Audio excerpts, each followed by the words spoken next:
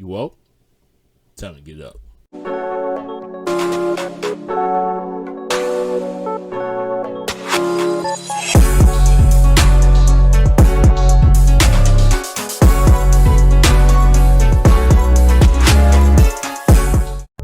Yeah, it's Flores Productions.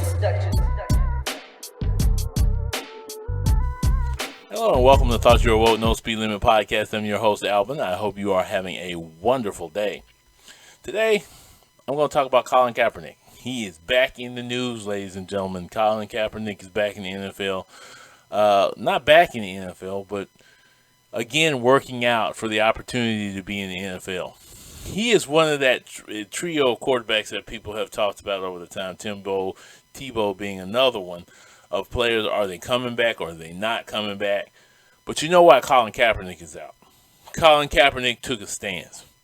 Every time a black man takes a stance, he pays a penalty for it. So he took a knee during the games back in 2016, maybe a little bit before that. One of the reporters finally asked him, why are you taking a knee during the national anthem?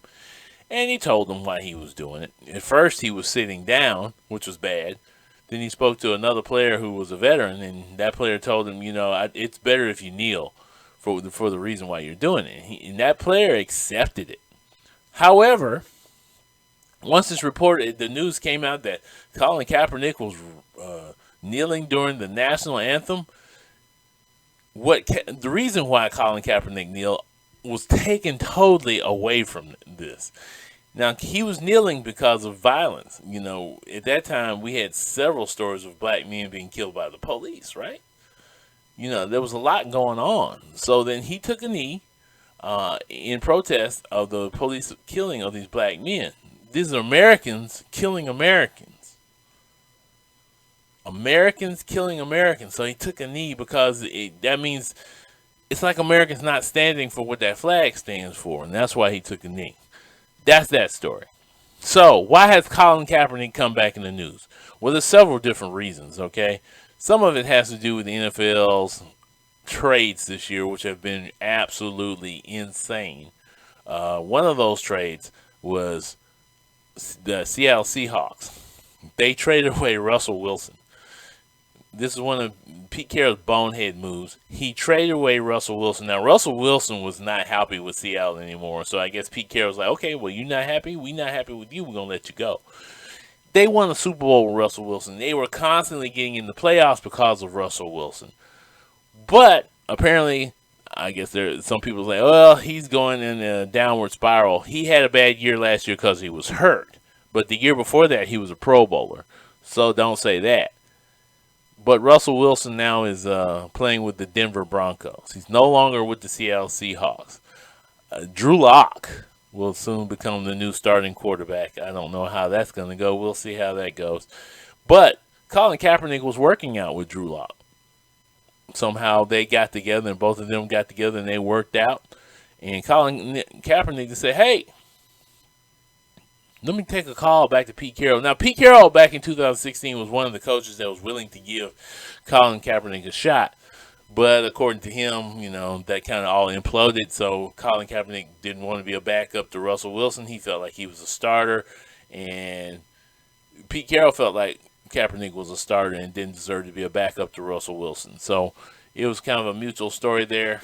I don't think that's the real story. But no team picked up Colin Kaepernick for 6 years, right? So now here comes Colin Kaepernick in 2022. He's trying out for NFL teams one after another. He's trying with NFL teams. But the reason why, and this is where I'm going to lead up to. So let's talk about Brian Flores for a minute. This is another guy that's been in the news lately.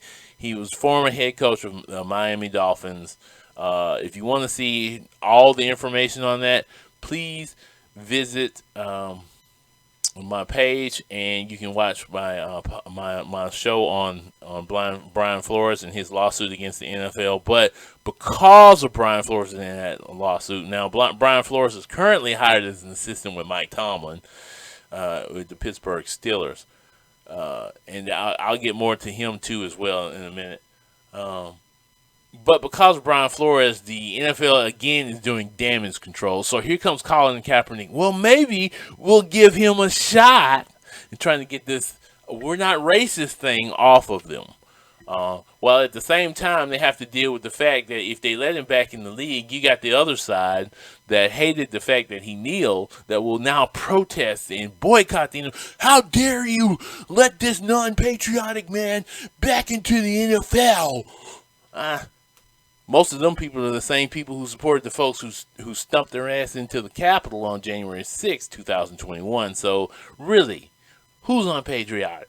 That's my question to that. But we'll leave that alone. But again, the reason Kaepernick's name is coming up is this. Think about this. Kaepernick, who is 35, has been out of football since his free agency in 2016.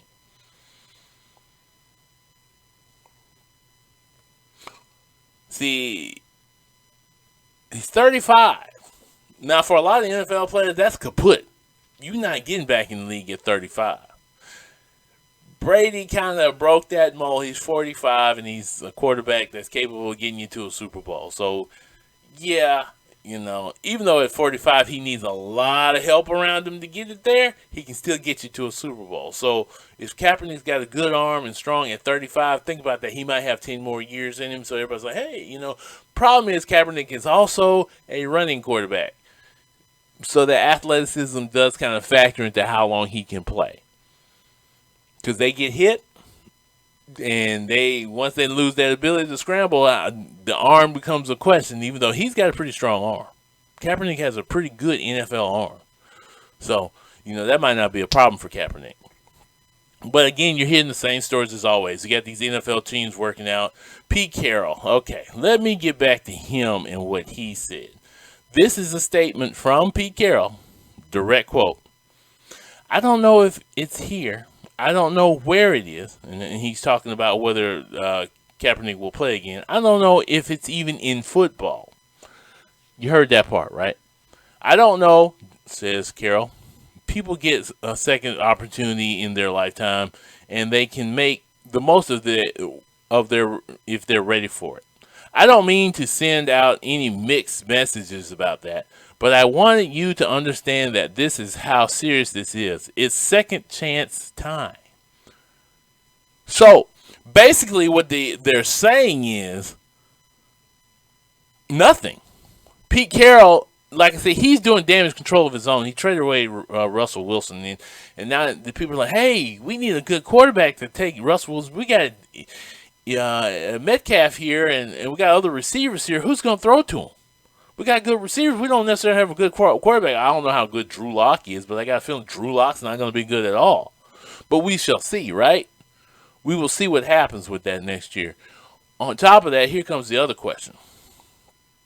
Pete Carroll says he's getting a second chance, like he's getting a second chance in his life. What? Kaepernick needs a second chance in life. Let me explain something to y'all. Kaepernick is worth $20 million. He's still getting a check from Nike.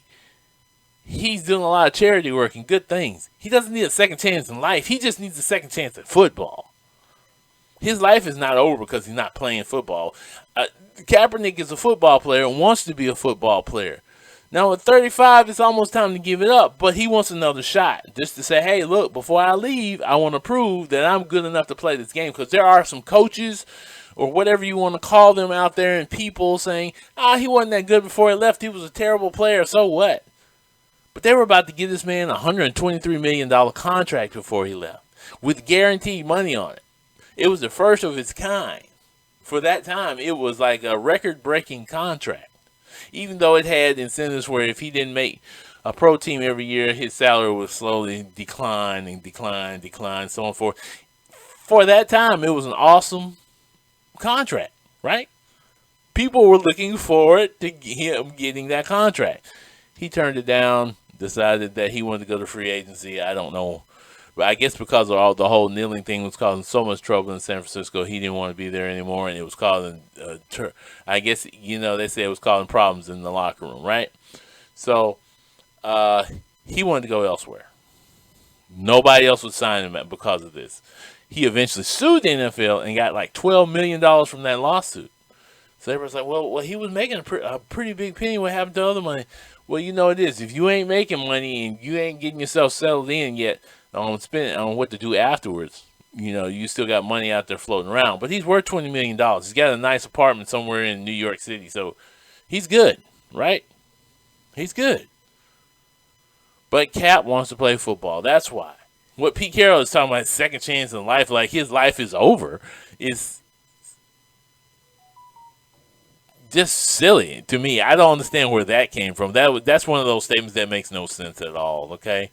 But let's get back to Brian Flores and how this is all related to it. So his lawsuit says, hey, the NFL doesn't have enough black coaches, and it's not making an effort to hire black coaches as head coaches. You've got plenty of assistants out there. We're talking, like I believe it was Eric Bieniemy this year, Bowles at Tampa Bay, who now, by the way, is the head coach, and I'll talk about that for a second too. You got a few coaches out there that have taken up jobs. There's a now black coach in Miami. So there's 3 head black coaches in the NFL. So now, see, we got black coaches. But it's all because of what happened with Brian Flores. Otherwise, you wouldn't have seen not one black coach in the NFL other than Mike Tomlin. That would have been the only one.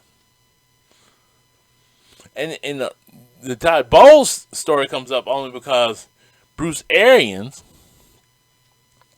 is fired. I mean, Bruce Arians will step down. He didn't get fired. He stepped down. See, Brady retired, then unretired.